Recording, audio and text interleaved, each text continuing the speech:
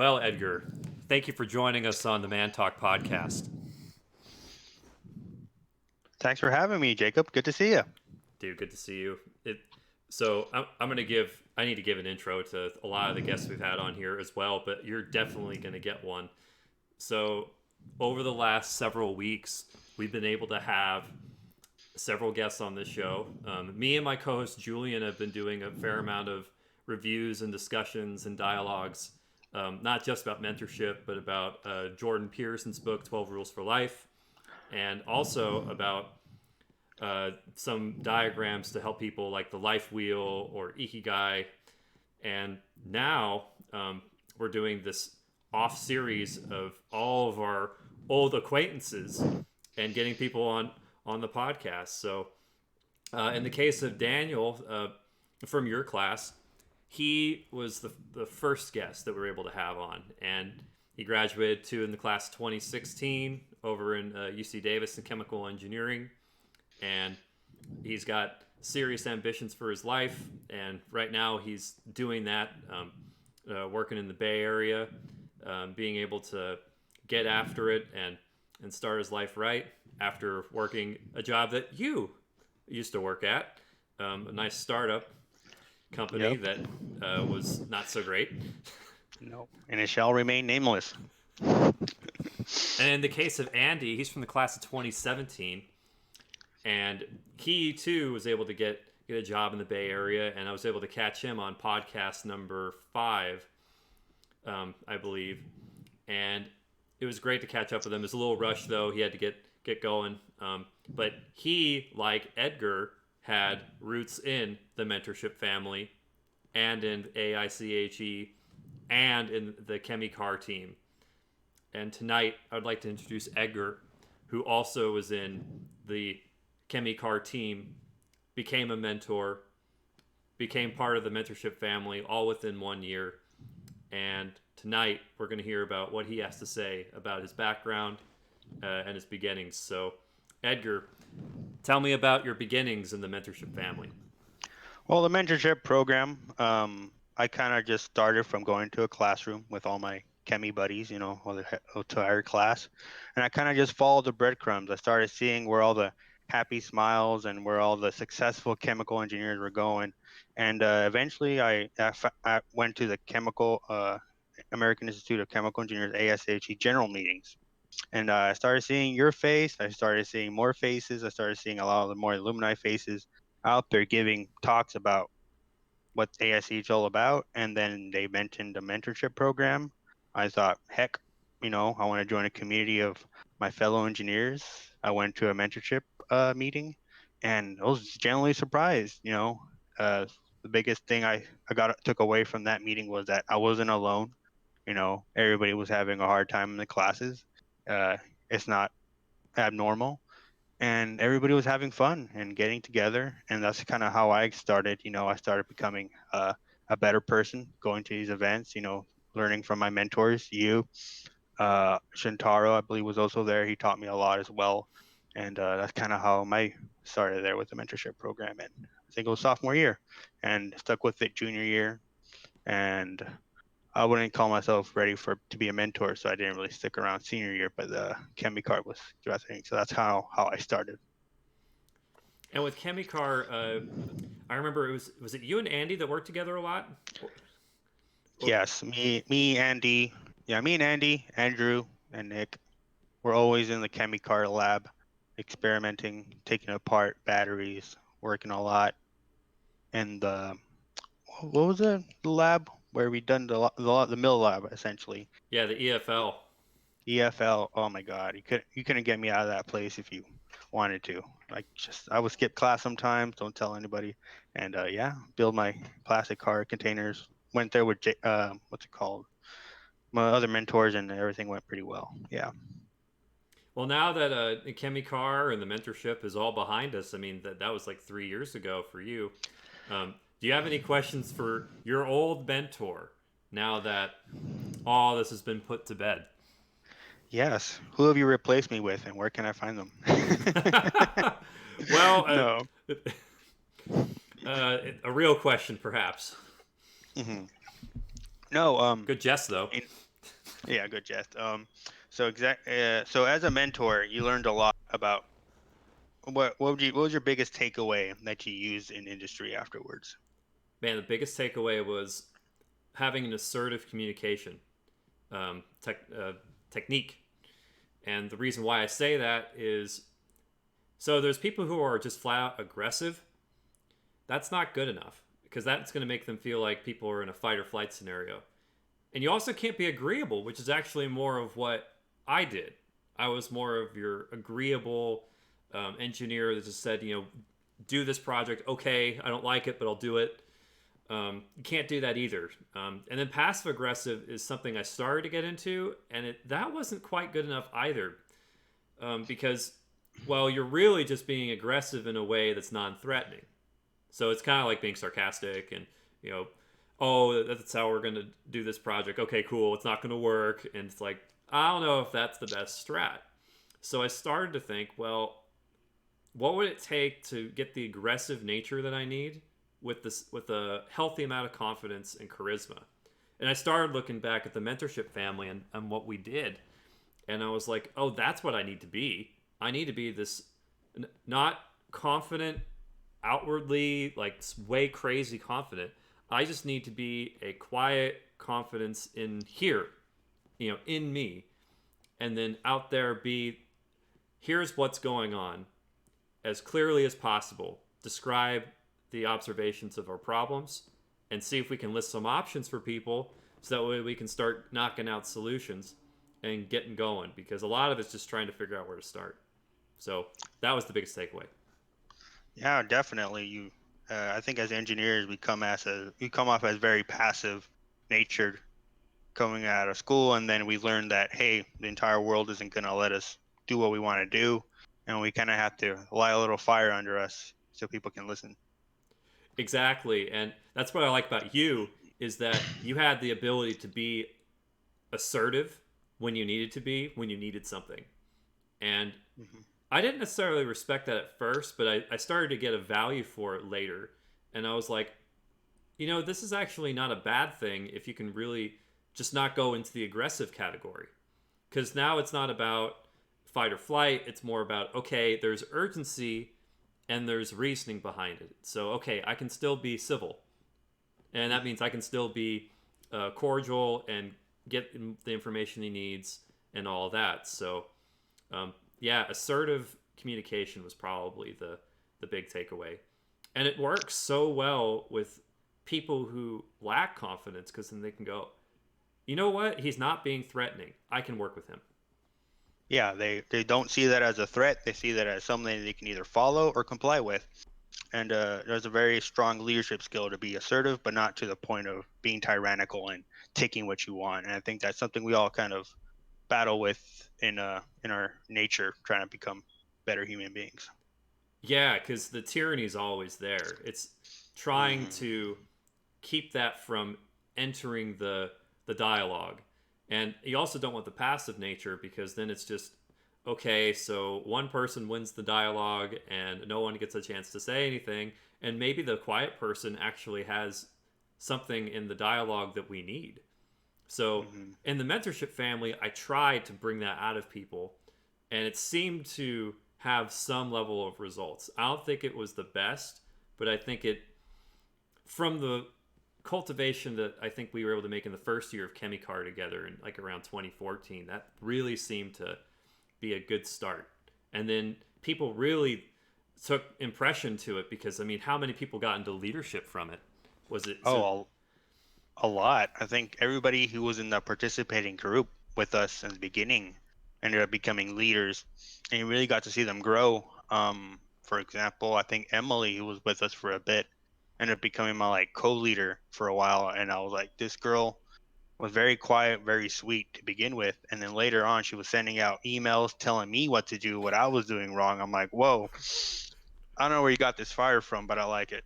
And Andy was very sweet and very quiet when we started off, and then he was one of the leaders by the time senior year was going on, giving out plans. His emails were very good and constructive and how to, not like you said, be assertive, but not to the point where to be threatening. He was very calm. He was very he was very good at projecting what he want. I think a story I have with him was we were both presenting in front of the class about asking about what is ChemE.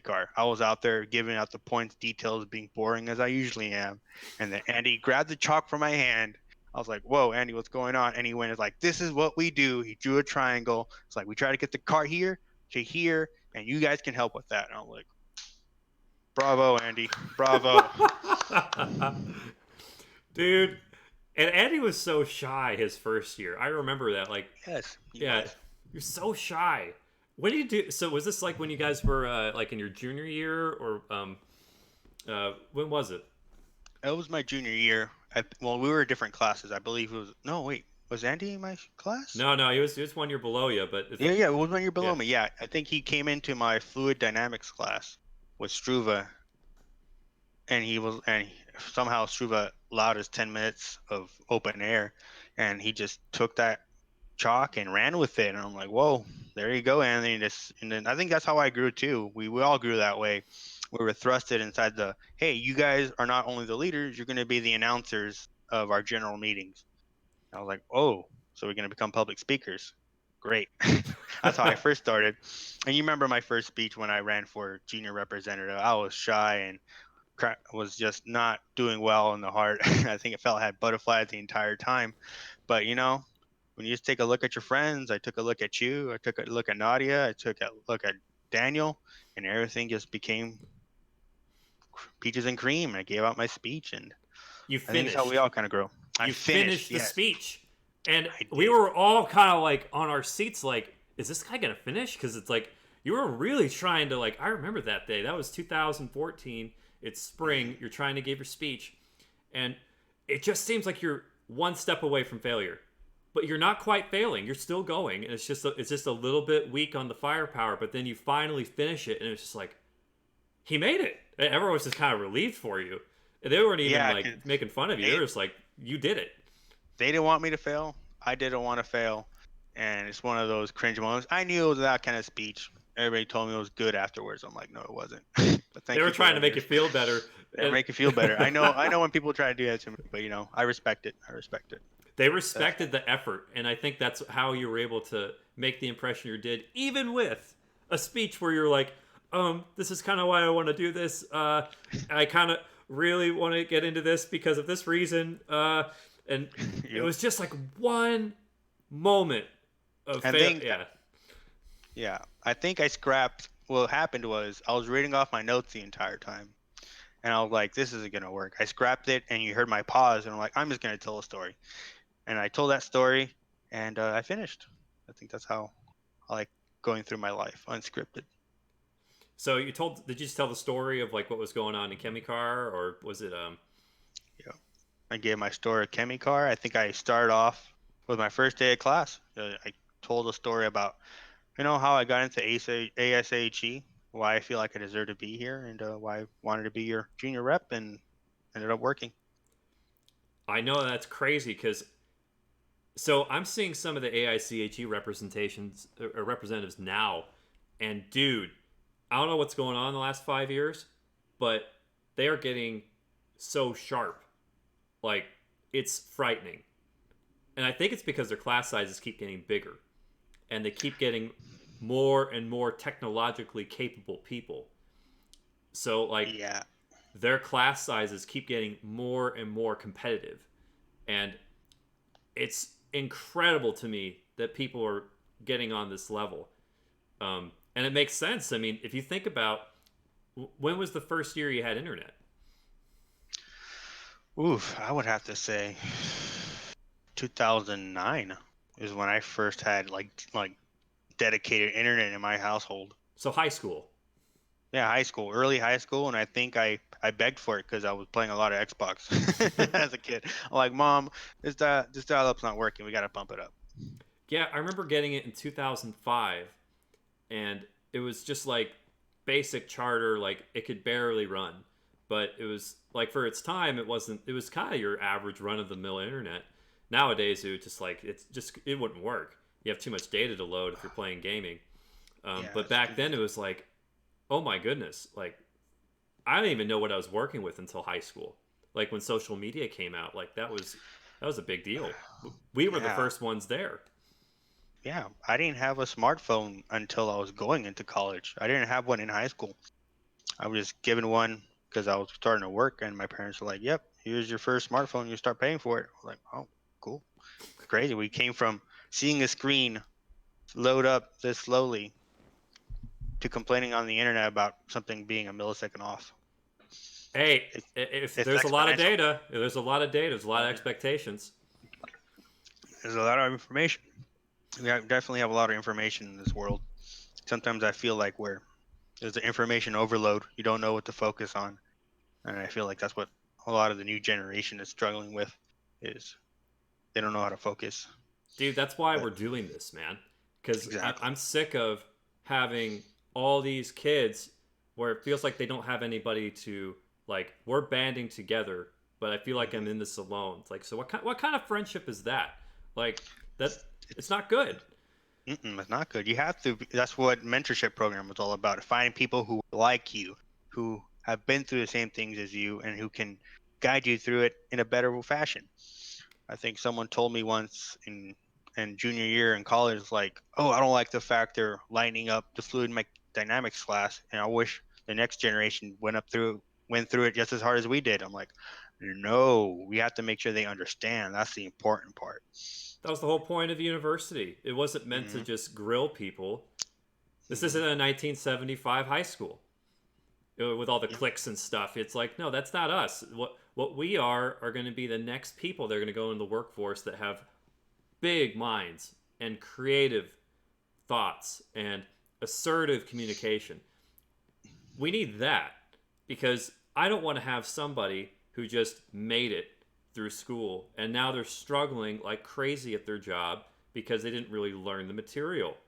And then they're gonna if they don't do if they do the same tactic that they did in school, now they're doing the tyranny passive aggressive thing that we did, trying to learn it the first time.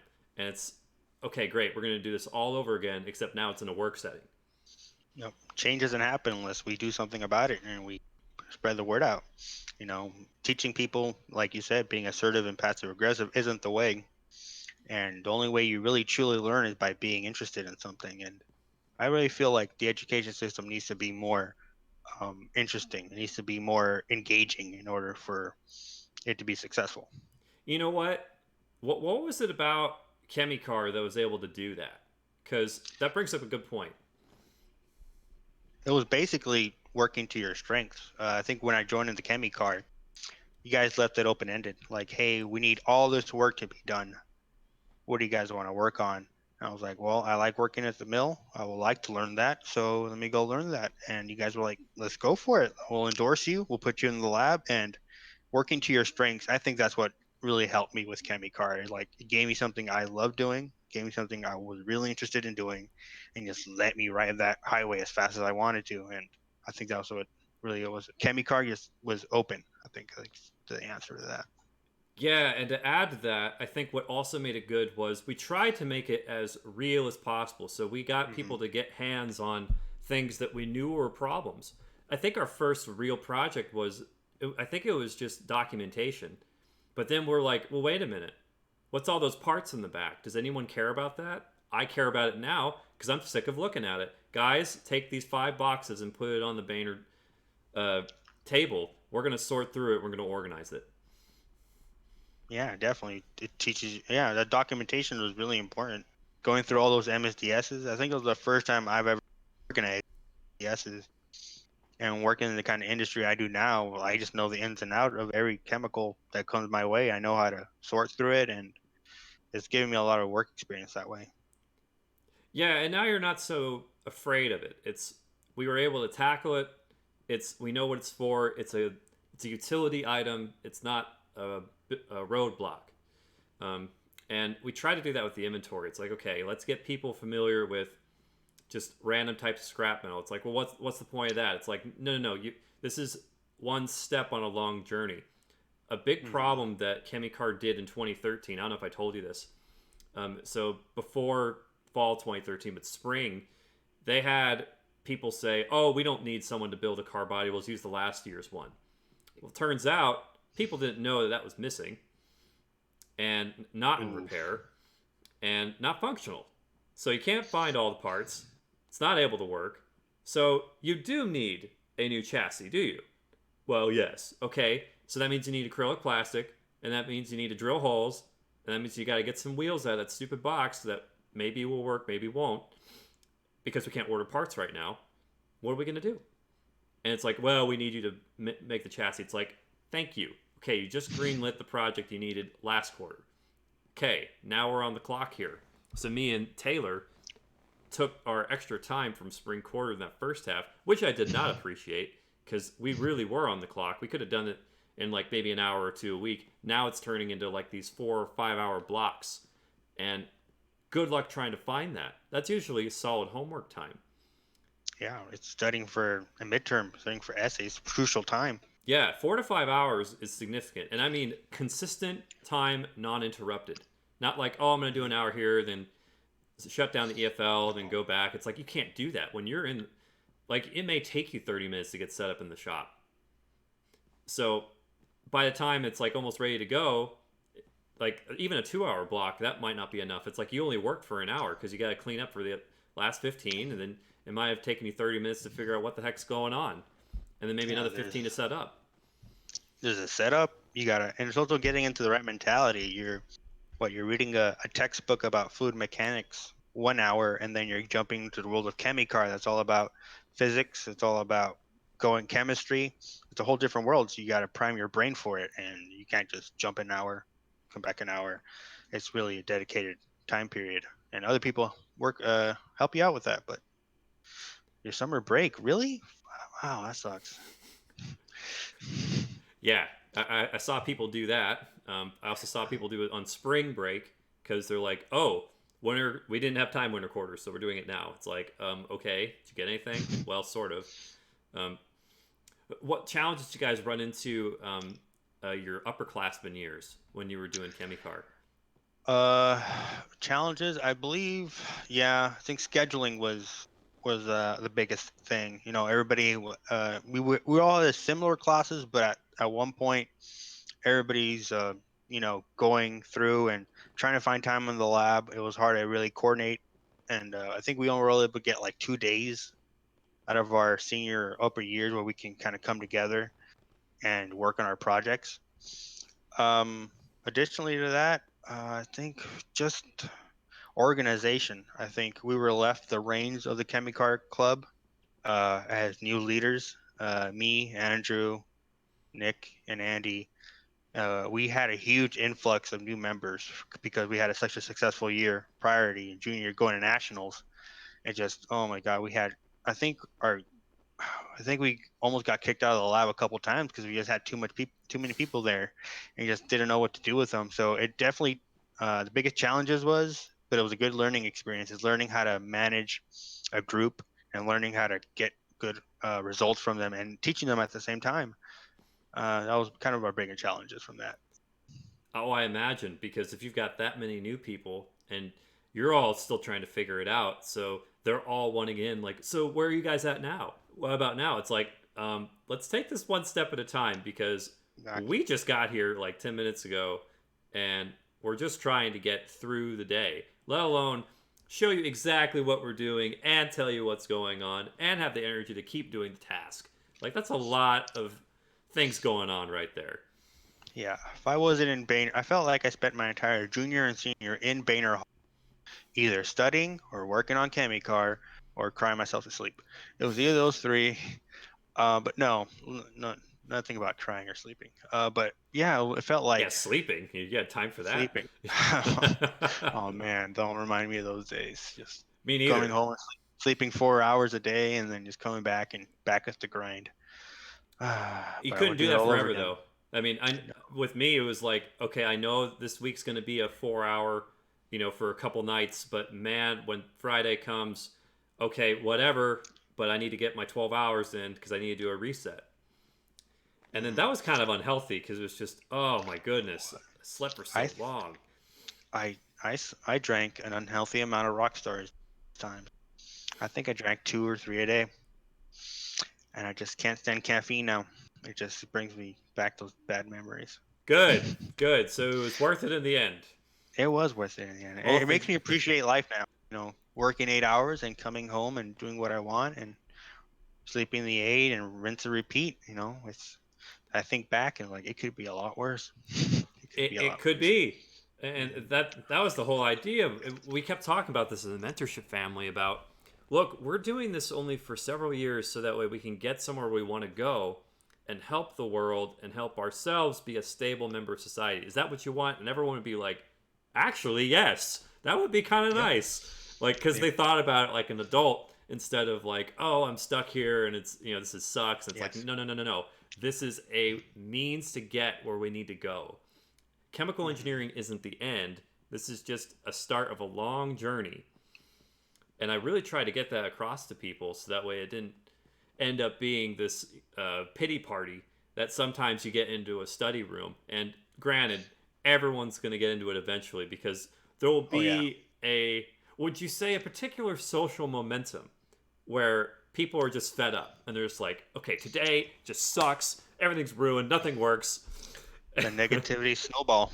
If someone doesn't have their coffee in the morning, and everybody's willing to pile on, gets bigger, and eventually, someone has to stop the snowball until it reaches the throw the textbook in the air and say "F this" moment.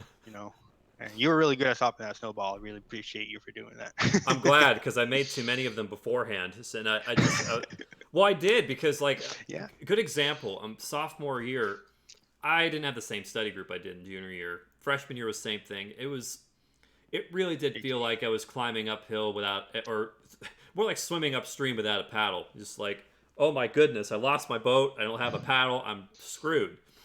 It felt like that so much, and I didn't want people to feel like that. And it was like, look, regardless of what's going on, let's get your head straight because you're obviously not in a mental state that's able to talk about partial differential equations. Like, you can't talk about partial differential equations as a maniac. It's like, get your head back in the game. So that's what we'd do. We'd be like, hey, remember that Reynolds number? Like, don't don't worry about it so much. Give yourself a minute to take it in. You're beating yourself up for like 30 minutes over something that you could learn in 5. It's just talking to somebody about. So just take it easy. And I tried doing stuff like that. Apparently it worked, which is I'm very, very pleased about because sometimes I'm not paying attention to what I'm doing. I'm just going off of instinct. Sometimes it's you could say the Lord working through me. I'm not always paying attention to that because I'm just focusing on the moment. Um, And sometimes you gotta listen to your instincts, and that's how it works. Sometimes I remember this one time. I think we were at the graduation party junior year. It was your junior year. We were celebrating the seniors, and you helped, and I was part of I think you were in charge of planning out the entire floor, and you gave me my job for that. And I think the day before I talked to you, and I was like, you know what, Jacob, I just don't have any motivation right now. I don't know why I'm working this hard for. And you gave me that exact faith speech, and I was like, you know what, he's right. He says, these exams are gonna kill me. I'm not gonna let them. I'm not gonna do their job for them. I'm gonna go in as a fighter, and I'm gonna take them out. And you gotta believe in yourself because sometimes you're not as bad as you think you are. You can't let your self-esteem beat you up. And I tell that to all the new graduates. I'm connecting with a lot of old friends from Davis, and they know younger people who are going to Davis as 19, 20-year-olds, and they're always telling me, "It's like I never think I'm good enough. I don't think I'm supposed to be here." Like that's just you beating yourself up. If you don't believe in yourself, no one else will. So just go in there and kill it. And the harder you work now, the less you're going to work later. It's a good initial investment. More you put into it, the more it's going to pay off later. it So is don't. going to pay off. Yeah, and you know what I did to break that? I said, look, you may feel like you want to just quit right now and just those feelings are fine. That's actually more normal than you might think. But don't let that stop you from doing what you need to do to be aggressive or be on the offensive with your work. And I think I was like, "Oh, right." It's like okay, so I'm going to feel this way. That's part of the game, but keep doing it. Mm, you got to keep going. You can't put yourself on a leash just because you start getting a little bit of confidence. don't put yourself back. Someone else will do it for you. Definitely, someone will definitely call if you get too big for your pants, because they'll start ripping and they'll start pointing it out. But you don't do it to yourself, because you got to keep going. You got to be the best version of yourself. And that's That's what what kind of. everyone came here for. That's what I tried to get in. It's like, look, that's not going to help you get where you want to go. And then it's like, oh, that's right. It's like, so why are you doing that to yourself? Oh, I don't know. It's like, maybe we should be a little more cognizant of what we're telling ourselves.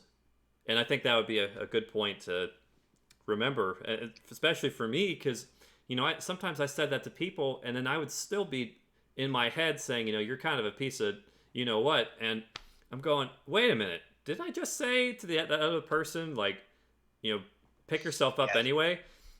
It's like, okay, well, then my actions will be the higher truth in this matter. All right, I'm getting up anyway. Yeah. And positivity is infectious, just as like negativity. Yeah, I remember giving a speech in front of everybody that I know finals and midterms are coming up, but we have free food. Come by and enjoy yourselves. And I think a week later we had a midterm for, I think, some other class. And then one of my classmates pointed out that I looked really depressed and sad, and I was, because I had 2 hours of sleep studying for the test. And she looked at me, Edgar, you're gonna be fine. You're gonna be okay.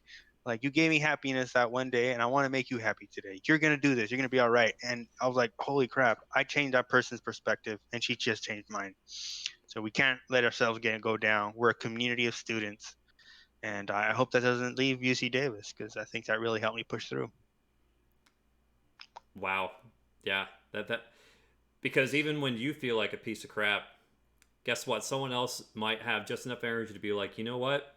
You need this more than I do. And then with that reaching out, it's like, you know what? Maybe I can't do this alone, but I can do it with them. Even though I Exactly. can barely walk right now, I can barely even get my sentences straight. But maybe with them, I could still do it. And so we did, and it was.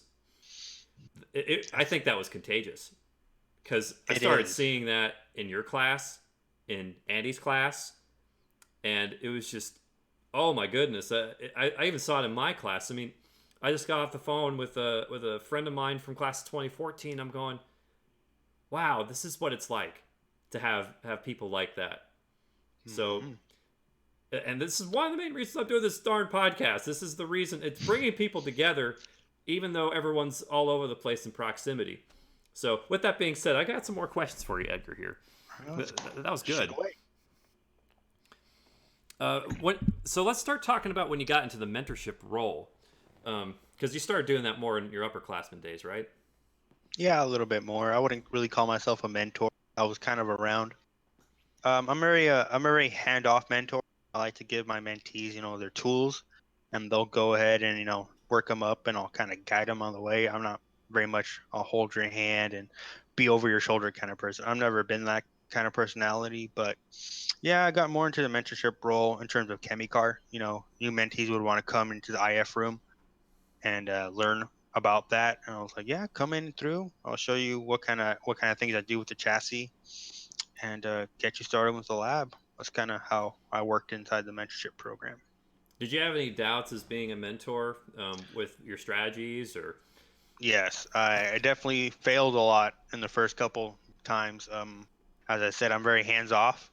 I sent a couple emails, maybe a couple hours too late, in order for a meeting, and we missed like two or three that way.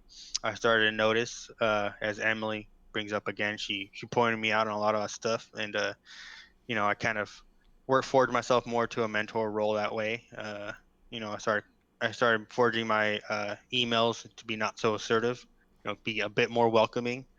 I was very blunt when I first started off. I started noticing dynamics a little bit more, who hangs out with who, how they interact with each other. It's like, if I invite this person, then everything's gonna be all right, that kind of stuff. And I kind of figured out how people worked as a leader. I was very good at what I did solo, and then working with other people was a different dynamic for me. I think that's what I really learned from being a mentor. Yeah, and I think that was really good that you had some level of doubt because the people who don't, I mean, oh my goodness, man, like, Yeah. like you know what I mean? Like, there's this Hmm. absolute sense of like, what are you doing? Like, no doubt, really?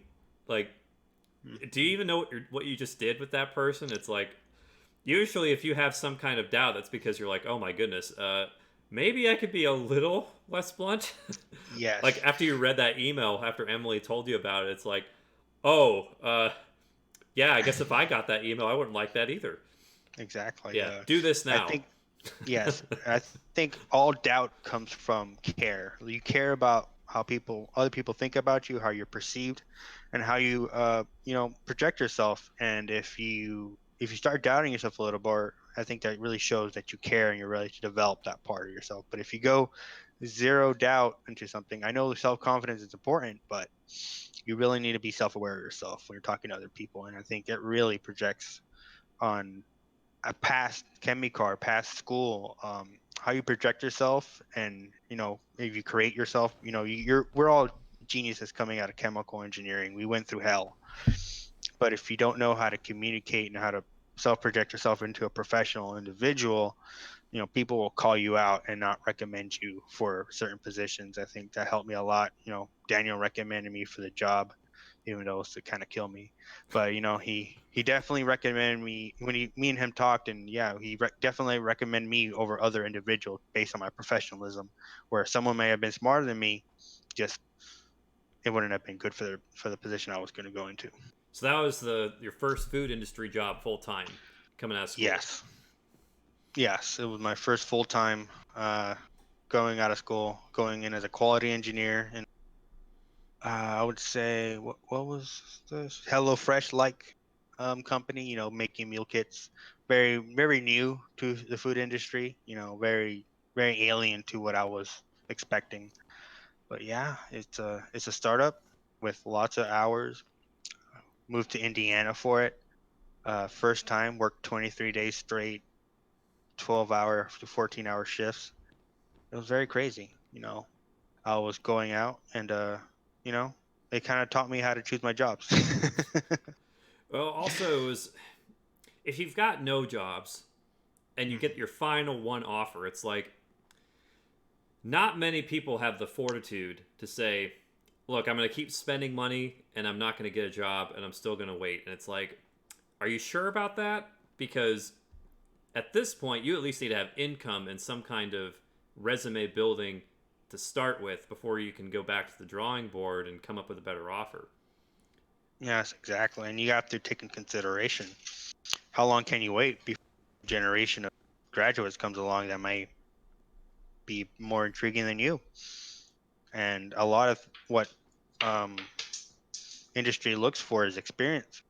Eh, Another degree is going to come by with maybe a month more, maybe a year more of experience than you, and they're going to look them over you. So you really had to hit the floor running.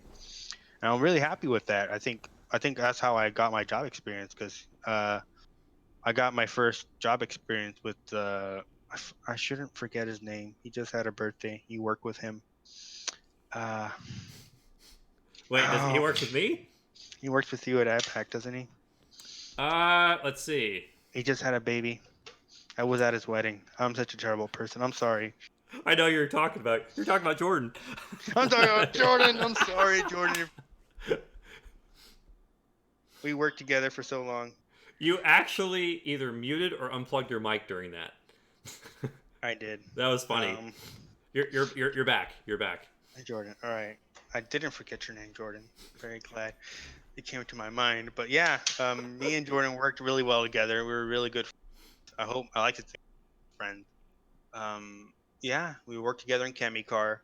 It was my senior year, midway through, and he came up to me and was like, "Hey, I like working with you.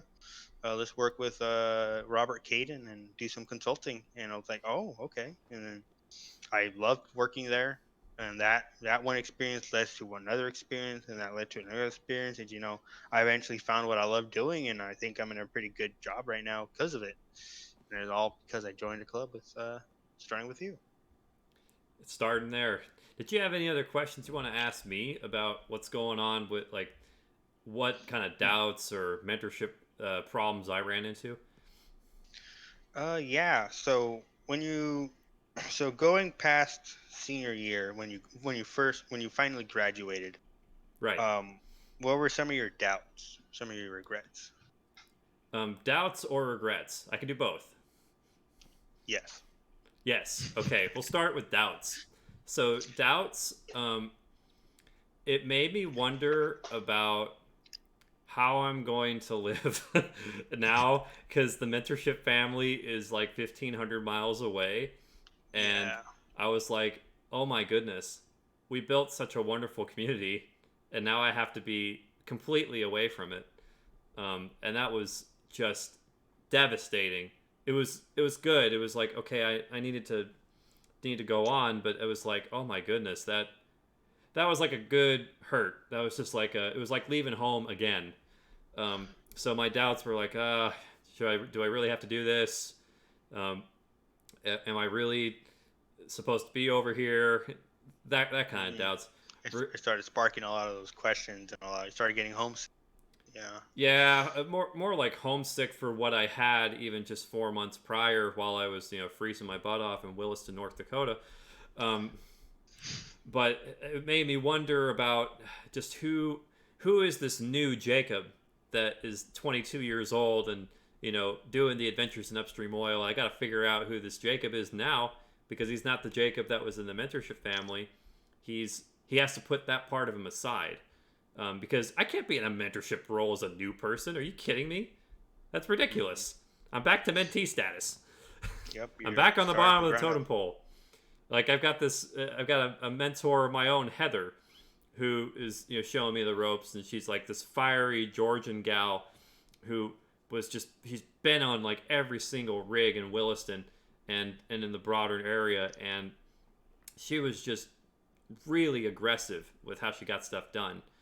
And it was really good to have someone like that, but it was also awful because that means I was going to get bumped all over the place. And I did get bumped all over the place. Um, so a lot of doubts there because I'm like, gee, where am I going now? Uh, I can't learn my job very fast, apparently, because I keep moving and I keep trying to figure out everyone's names on their crews. If you're on a different frac crew every week, it's really hard to keep track of everyone's name. So the fact that I got even some of their names essentially down on paper and I was kind of journaling uh, kind of my vague experiences to try and keep my employee record straight because I knew at some point they're going to say, "Hey Jake, you're going for FE1. What's your story?" And I needed to have that ready, so I had it ready, um, and I kept some kind of log of what was going on, and I had my emails and stuff too. So it was like all my work stuff was right there. But I wanted to just consolidate it so that way I was ready to go for FE1, which would be the next promotion. Regrets were a lot less, which I was very happy about. But the regrets I had were more pre junior year. You know what I Mm-hmm. mean? Kind of. Yeah. Yeah, As so like sophomore, freshman year, not really being as active. Um, I definitely feel that. Yeah. yeah, like I was going crap. I should have used my freshman year way more uh, strategically, and instead it felt like I was just still getting used to the campus, and it kind of bit me in the butt, and I still didn't do that well anyway. Um, but you could say on the other hand, because of that, and you still didn't do very well with grades, maybe it's because you still were trying to get used to it. And it's like, well, how am I supposed to juggle everything? It's like, well, maybe you couldn't at freshman year and sophomore year, but what if you could? So those kind of regrets were probably popping in my head a lot. Um, Other regrets, not so much. But I had to be a little more careful about okay, how am I going to take care of my personal life while take care of my academic life because obviously I can't just do all academics. That didn't work. So I had to broaden out a little bit, and that's actually where my Christian friends really came in handy.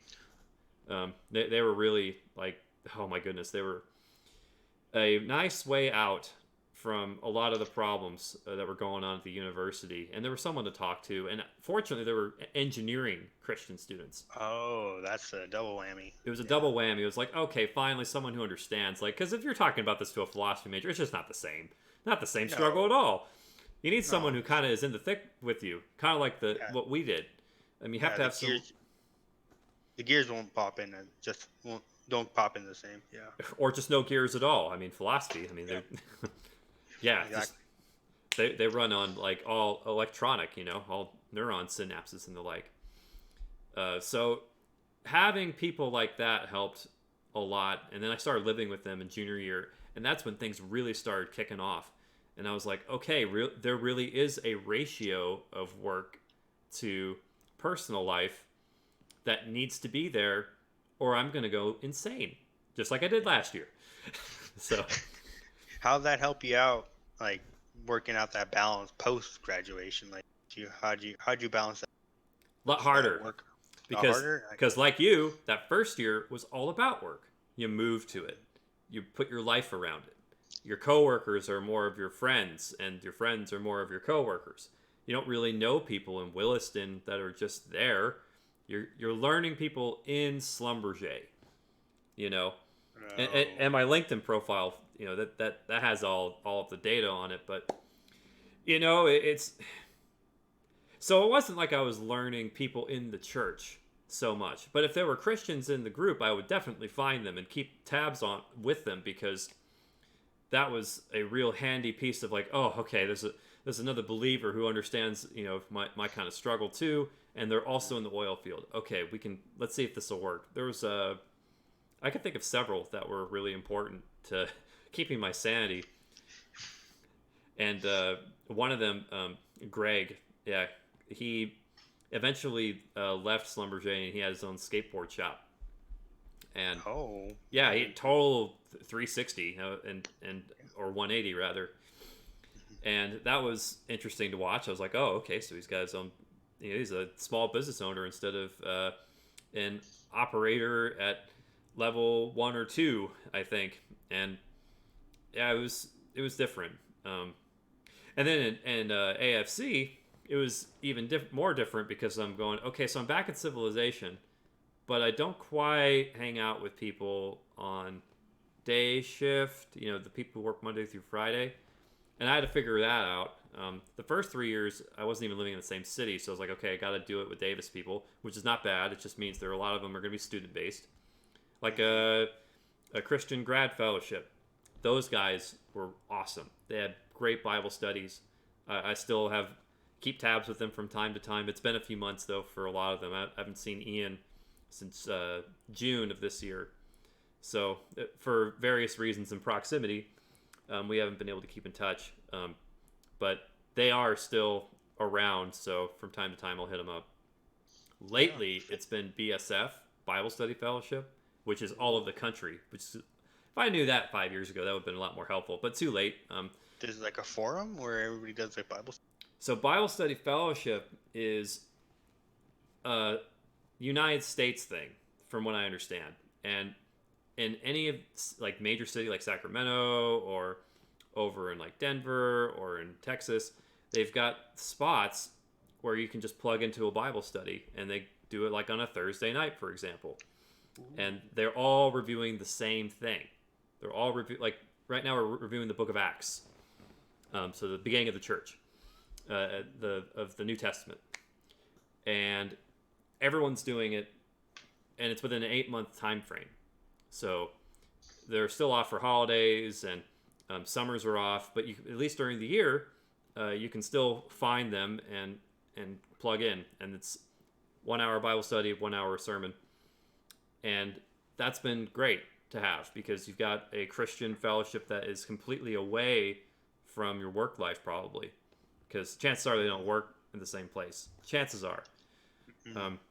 The other thing that's been great about getting my personal life a little more figured out is really starting to organize what I want. Because before, things were just so chaotic. You remember? Yeah. You're just trying to live. Like, okay, you're trying to put out the biggest fires first. That's basically what you're trying to do. You're not even thinking like 2 weeks at a time. You might be thinking like a day at a time, maybe even like half a day at a time. So didn't even know what I was going in for lunch. Gonna show up and see what's on the menu. Yeah, let's just kind of see what happens, because it's so hard to predict, and you can't even like, you can kind of like when there's one quiet night on like the first week of the quarter, maybe you can kick it with your friends and be like, so what would you do if you got this job? It's like, oh, that'd be awesome. And you kind of have a deep conversation that kind of tangents to that, but you really don't make any actual headway sometimes. Mm-mm. But now it's like you actually have to make these slow incremental steps without people giving you a 4 year period. Yes, you start forging your own life. I think that's the biggest thing I've discovered this entire year. I think 19, I was in the middle of a concert just listening to the music and I spaced out for a good second. Like, what do I want to be? And I just went out of that and saying, you know what? Yeah, let's do the changes. You got the time, you got the job, and let's start forging ahead. In school, no, you have maybe like a millisecond of wiggle room. Like maybe I'll get this done when I graduate, and you just that thought just get lost in the all the chaos. Oh, it's lost in the chaos. And the thing about school was, it wasn't that you had no time, because, well, you did have no time. It's that you had to make time. So if there was anything that was big, it was just like, whatever little things that I know I need to get done, right, but there are these big things I have to tackle right now. So regardless of what I think or feel, we just have to make time for these things, and there won't be enough time to get everything done. There just won't. No, you And won't. if I miss a homework assignment here or there, it's like, okay, that's what's going to have to happen. Um, but granted, those midterms, it's like we still got to get those straightened out. So, Mm. and it was just They're so always short time frame. Please go on. yeah. No, it was like go yeah. Each midterm was big event around the corner, the next boogeyman that's gonna that's under your bed. You always had to prepare for it or eat your life. So that was the idea with dealing with doubts and regrets, um, with the person, and then also, of course, the personal life, getting that started. I'm really glad that I've actually had the time to do it, because there was just so much on my mind that I didn't even know was back there because I buried it so much. So you think you've got nothing to do. You think that, but really, your deepest dreams sometimes take a while to get to. It's like, oh, actually, I did want this. It's just I pushed it away for so long that I thought I didn't need it anymore. And would you say being a mentor kind of forged you in becoming who you want to be? Oh, 100%. I think there is no doubt in my mind that as long as I live on this earth, I hope that in some way or another I get to do that kind of role. It seems to be incredibly meaningful to lift multiple people out from where they were, and then now they actually have somewhere to go, and now they don't feel so hopeless, and now they don't, the depression seems to lift when they actually have people that care about them. The suicidal thoughts they may have had start to go away. um, I'm really convinced that in today's day and age, we don't support each other enough to the level that our biological wiring was designed for. I 100% agree. I just went to church for last week on Sunday, and Good for just you. very empowering. Just going back to the Kingdom Hall, just everybody just welcoming me. I was a stranger. No one's seen me for a while, and they're like, "Welcome back. It was nice. It was good having you." And it's just the whole concept of that meeting was love. You have to love each other, no matter what each other think. Color doesn't matter. Philosophies doesn't matter. As long as you love whoever you love, same as we do, everything will be all right. And love is perpetual. Love's and the truthful love is really what it gets at. It's not this Yeah. like emotional, just kind of hug on to death. It's like, no, no, no. There is this practical sense of getting your fellow brethren from point A to point B together. There's a common mission, and that was something I really struggled with at getting out of school, because the common mission thing is kind of hard to find. Yes.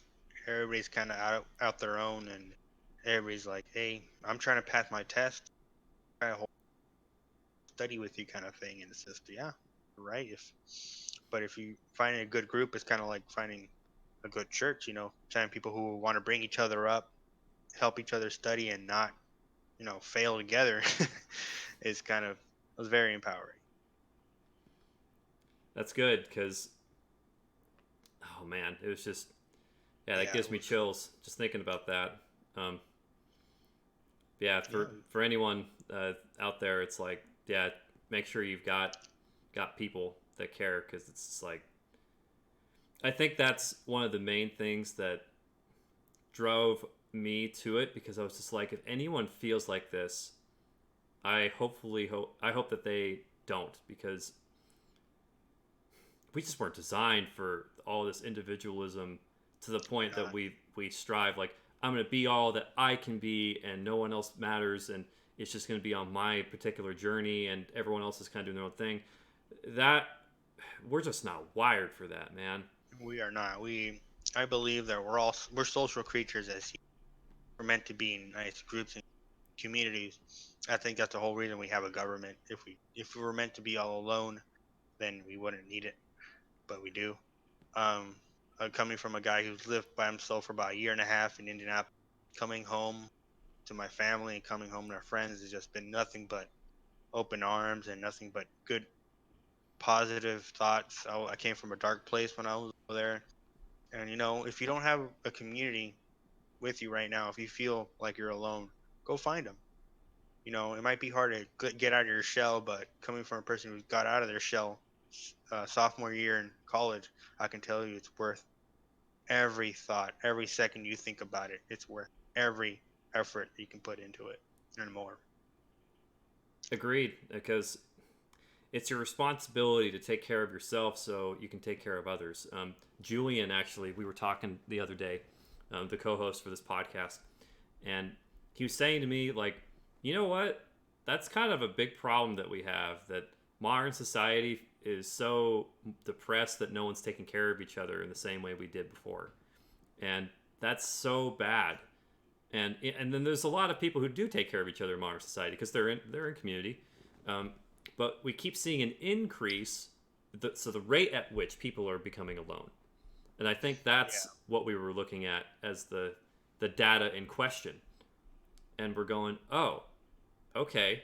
So if we're getting more and more people alone, more and more people who are getting suicidal thoughts and getting depressed, and they just say like, what's the point of life anyway? We actually have a mutual friend, Julie and I, that he is a complete nihilist. Everything sucks. Nothing matters. I'm gonna get everything I want, whatever. And I see that and I go, dude, if we get any more people like that, we're gonna have a lot more bodies coming up, and Hmm. I think that's not good for everyone. I think the United States would agree with that too. We kind of Yeah. want to kind of keep some level of status quo. So with that being said, it makes sense to not do that. Yeah. I think everybody would be a lot happier if we told each other good morning a little bit more, gave each other. I think the world would be a little brighter. I'm just flabbergasted that we have such a good communication system like we are right now, yet people feel more alone. I think it's the information overload we get from the internet makes us feel alienated from everybody else. And no, we're all humans. The person walking down the street is just like me. I can talk to him. I can converse with him. I can find out about his life, and he can. You know, we're all humans. Right, and I think one of the things that we need to keep focusing on is a more common mission, eliminating as much proximity as we can, so that way you can have some people who are local. That seems to really help the friendship grow, because I mean, you're in closer proximity, you can have more contact, and then having the discipline to know that, like, hey, I need to get involved with people who are on my mission path, because that's going to be able to help them that much further on their mission and mine. And none of this like Lone Ranger. Maybe you have to do it for a little while, which I think you and I both did. We had to do it for a little while, but uh, when your mainstream life starts coming up, really get back up and start helping where you belong, because I think that will not only keep you alive a lot longer, I think it will um, encourage more people to, you know what, that's the way to live. Maybe I too could do something like that. And then now it's no longer this, okay, woe is me, I'm stuck in my depressed state. It's like, no, I'm going to do something about it instead. And I may still feel like I suck. It's like, well, maybe, but maybe your actions will say otherwise and say, no, no, no, I'm gonna do something about it. Yeah, the ability to know you're not powerless, finding a and there's a lot of people like us out there. We should be communicating with them. I really felt like the mentorship program didn't die after I try to I try to joining clubs, going out. I've been volunteering at the local shelter. I adopted a cat, and it's all came from getting out of my shell and going out and joining other communities. And it's really helped me out a lot in the future. Yeah, and you can help others for real. And that's how I see it. Hmm. That's another reason why I'm doing this. I want to bring more people together um, that obviously have some level of common mission, because we used to literally fight side by side on things. And it would be a reminder for a lot of us to be like, that's right, Jacob's still out there. Daniel's still out there. Andy's still out there. Edgar's still out there. They're still getting the world to a better place than it was before.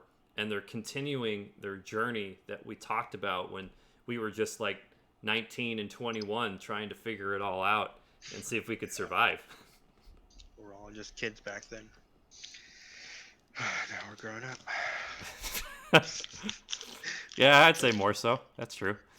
A little bit more. Oh, good. Have you found it more difficult to, get in touch with us as time moves on? Fortunately, we have the means, so as long as you don't ghost me, probably not.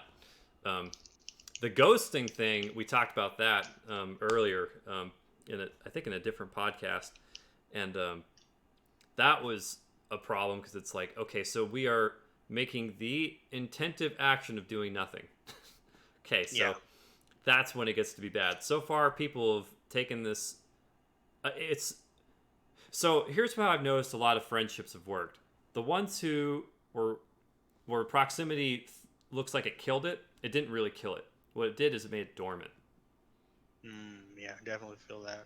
So then when you give it a little bit of water, a little bit of rain, a little bit of sunshine, and then all of a sudden the friendship starts growing again. It's just like, well, how did that happen? It's like it went dormant. It didn't actually die. It's like weeds, except the positive aspect of it.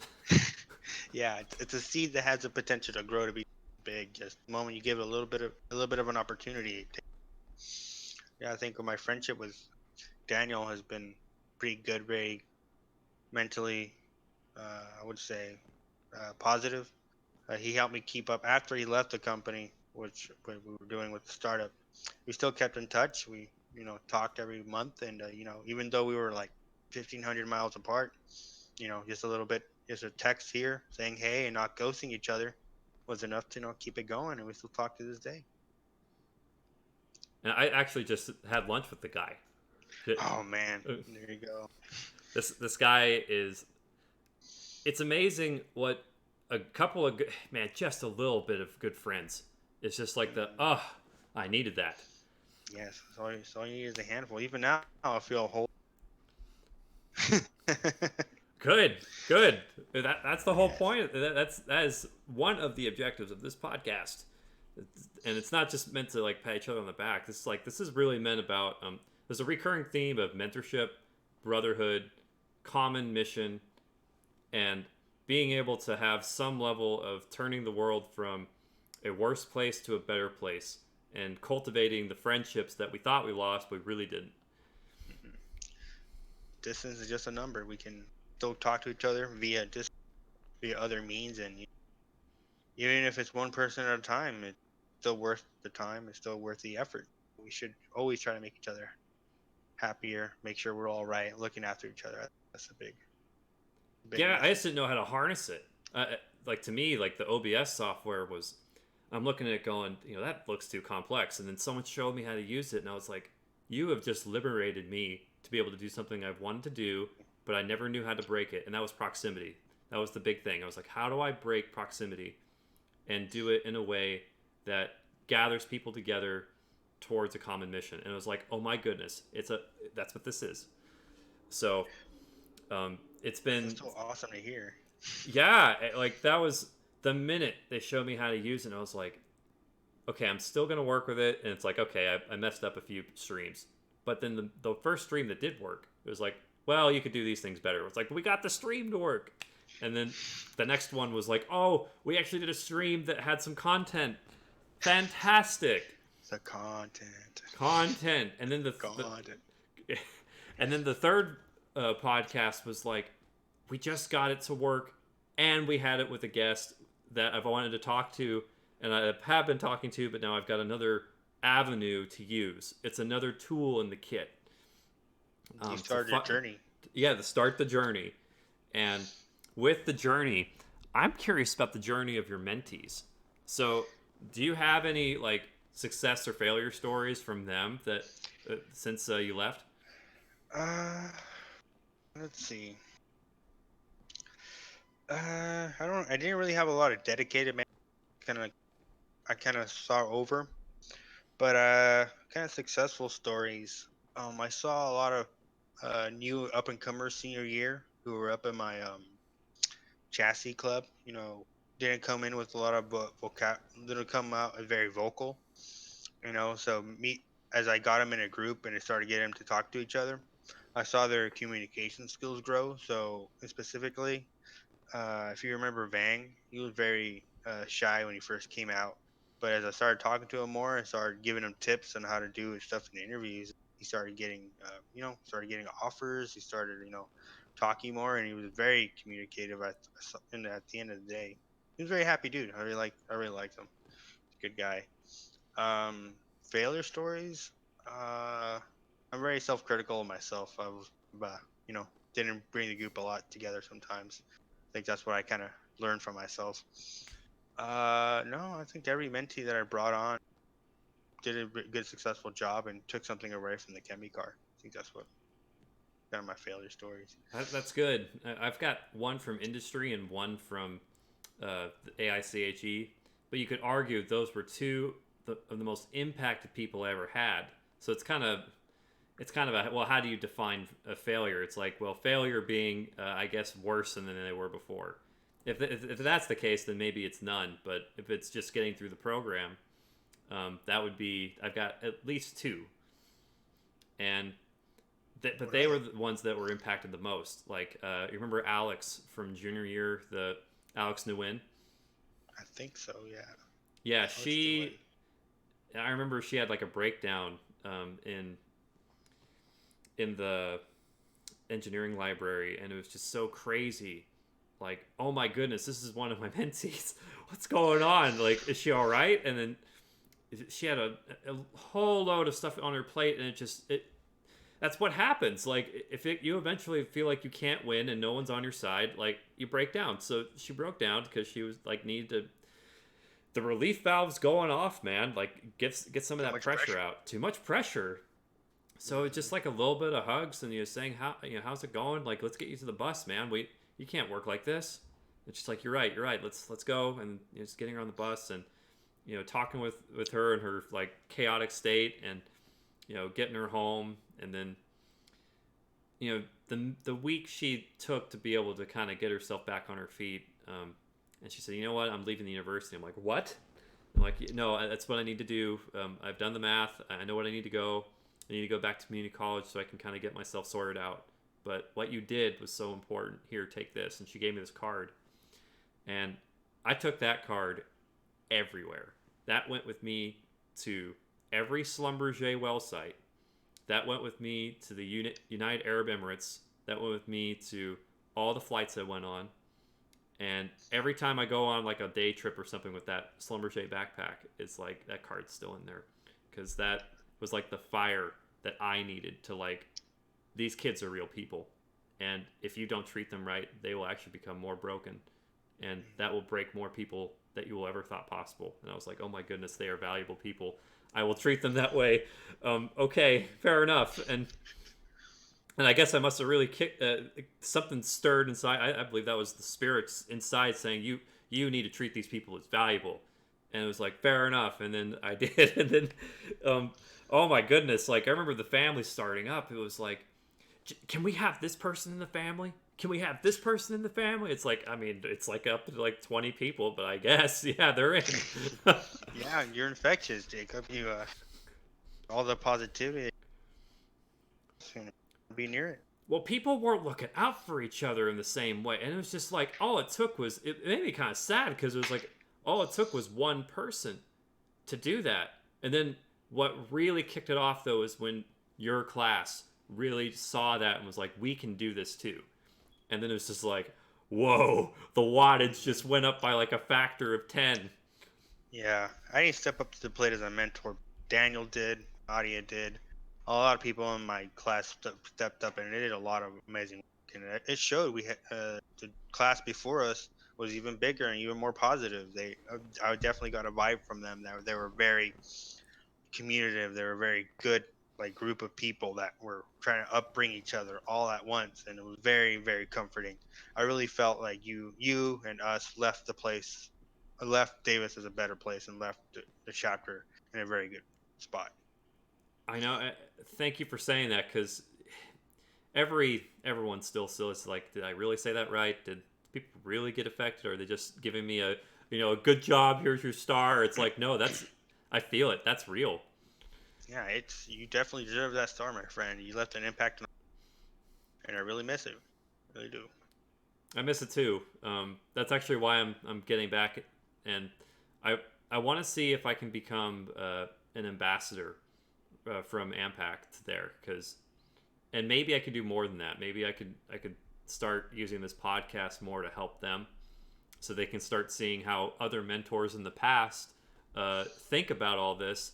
Hindsight 2020, when things aren't so confusing, because that's really when it's cool to watch. Where it's like, oh, these guys deconstructed how mentorship problems happen. It's like that's the point. We're it's really Yeah. hard to do that when you're in a like you've got a couple of mentees and you got all these classes and there's these time constraints and you don't even know what you want with your life, and it's a complete wave right behind you and you could fail at any second. So Yeah, because you have a lot of experiences through the mentorship program. I have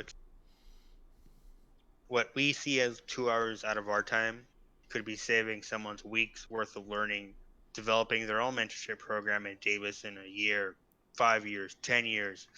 And like, hey, there's a podcast out there I could be listening to and learning from these two guys, and we could be saving someone a lot of time. We could be saving someone out of a depression right now, and I think that's worth all the time in the world. it's worth it. And the good news is it's not just this. Like this is like a very tiny podcast. This is like nothing on the face of the earth. But then there's also these other podcasts in supplement that are general purpose. Like Joe Rogan or Jocko Willink or um, like the Motivation Madness or like Yes, those are pretty good. you know what I mean? Like there's so many like Hmm. that, and the long form discussions that they could hear from that could be what they need. But then they're like, well, what if there was something that was specific to UC Davis? It's like, oh, here you go, college life in a nutshell in the chemical engineering department. Maybe that could be worth in value as we make this podcast grow in terms of content, because right now it's really small. But maybe if I did this with you and several other people over time, maybe this could be 100 hours worth of content that could make people go, oh my goodness, this is so cool. We can hear it straight from the guys who just were able to get through it. Yeah, Maybe I don't feel so alone after all. yeah, that's it's how it all starts, right? Every podcast starts off with viewers. Oh man, if you told me there was something like this one, I would have listened to every second of it, and it would have just been so motivational. Yeah, and motivation's part of it, but I think what we talked about earlier, I'm really glad we said it, because a lot of it is you feel bad and you saw the motivational video and it still didn't work and you're still just kind of like, oh, woe is me. But it's like, even if you have the worst feelings in the world, but you still get up and do it anyway, it's that persistence. Vigilance Elite, they just did a podcast on that recently, and that's to their credit. They said it first. He's like a ex Navy SEAL, and he was talking about like, dude, you think that I just have motivation that just comes out of it? No way. There's some days I hate doing this stuff, but I do it anyway because I know what the results are going to go. I know where the results they may help somebody, so I'm going to do it. And it's also like his part-time gig, so it makes sense. Like it's not just about motivation when you want to get work done. It's actually when you're at your lowest point and it's like you feel like crap, do you still want to do it? It's like I'm in. Eye on the prize. Sometimes you gotta go through the bumps in the journey to get to. That's when it's the a lot of people are turning back, but you're deciding not to, even though it sucks. And man, I actually need to take more of that in now because life's easier now for me, and it's really funny. I don't know if you feel about this, and I'll move on to our last question after. Um, Sometimes I feel like ideas are locked, and you can't really unlock them until you're actually in those situations. Yeah, I 100% believe in that. So it's like you want to access that knowledge, and then you're like tapping on the countertop, going, "Why isn't it working?" It's like, oh, because your character isn't able to hold this up yet. You still can't wield the tool. Um, so with that being said, let's say there's some new people out there that really don't know what to do about mentorship, and they're still kind of on the fence about it. What would you say to them if they wanted to get into mentorship, but they still weren't sure, and that stupid excuse that people would say, that because Yeah, they don't know where they're at and they don't know if they'll have time and all that stuff. What would you say to them? I would tell them, what do you want to do? Figure out what you want. And if their answer is, I want to be successful and I want to get through this program, like, well, talk to the people who've done it before. And who are those? The mentors in the mentorship program. And if you have any doubts, just remember that you're not going to regret it once you're there. My biggest regret is not taking more chances in college. So I motivate you to do what you think is hard, because doing things that are hard is what makes you feel better in life. You have a story for every mountain that you climb and every doubt that you destroy. So go for it. I believe in you. Is what I would tell them. Good, because they need to know that, and not all mentors are like gonna really make sure that you're taken care of and stuff, but it's so good to just even have like a little bit of insight on, okay, this is what I'm probably gonna see later. Maybe what they have to say is right, and that would help me get out of my silly assumptions about this place and just start getting to work and taking their advice seriously. Um, and then with that being said, then maybe they can actually get ahead of the game. And that's getting harder now. I would argue it's getting harder now to get ahead of the game because more people are getting access to the internet since they were like, 7, 5. Like, it's to the point where they never really left the internet. So the amount of answers they could have listened to already, the amount of like Reddit posts they could have gone through and figured out what problems have already been solved, they may beat you to the punch. Yeah. So now is better than any time to really get out there and figure out if you too can get those answers and stay competitive and be not just like get the answers right down. It's like, no, I understand how the methods work, that being an answer. I understand that I am not sufficient yet in order to get where I want to go. And then maybe this journey really is an adventure. And it's not just this miserable time staying here for 4 years. Because some people will feel like that. But I'd argue it's more of an adventure. This is the 4 years where you're devoted to just get your academics done, get your stuff in order, do a lot of activity that is positive for your cultivation of being a young adult. And then that way, when you go into the workforce, you really have this sense of like, you know what, I've conquered a lot of stuff. There's way more I could get destroyed on, but maybe I don't have to feel like I'm dumb and I just can't do it. It's like, no, I can do some things. Maybe I can do this too. Maybe I can take on a couple more tasks at work. Maybe I can actually have a personal life now that school's not going crazy. Yeah. It's like, so with that being said, it's staying competitive and knowing where you want to go and treating it more like a adventure that's probably gone wrong half the time. Uh, because Yeah. it's not like, oh, we're on an adventure. It's like, oh my goodness, we're in it. We're in it. We can't get out of it. We gotta go. Like, Yeah, it's a drama that keeps building up, and the ending is how you perform in school. I'm a strong proponent that everything that you did in school defines who you are afterwards, and sometimes you gotta you gotta take charge of that. You gotta believe in yourself. yeah, and I'd say as you get into your midlife, as Edgar and I are coming up here, we're gonna want to not just do it for ourselves, but we're gonna try and get the next generation, so to speak, a better fighting chance. And you'll notice it's less about you because then, oh, I hit my mark. Okay, now what? How else will you be able to help people? How else will you be able to build value and keep us from descending into a terrible society? I mean, I want to live in a good one. I don't know about everyone else, but I would like to live in one where it's like people can be cordial, they can be smart, they can be tactical, and they can be good.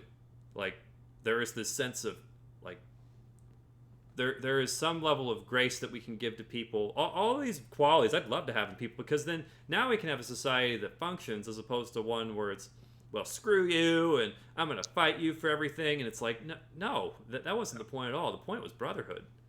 Yeah, to be together and be conscious of each other, and just knowing how to treat each other. If we live in a world where we all live ranch, secluded from the world, then to me that's very sad and it's very disconnected. I think, yeah, to harker on what you said, you know, we need to all treat each other a little well. So that's the next mission is for Hmm. me is somehow finding a way to make society a little better and then I got to figure out some of the other things that were in the back of my head that I'm still finding that maybe I could tackle now. So, uh, Edgar, man, this has been great having you on the podcast. It's great being here, man. It was awesome connecting with you again, and I had a lot more fun than I thought I would. I'm glad you did because that I try to make it kind of fun. I still have some of the mannerisms, I guess, because it's almost like it was elected out of me. No, that's good. That's good. Let it all out. Cool. With that being said, thank you everyone for watching.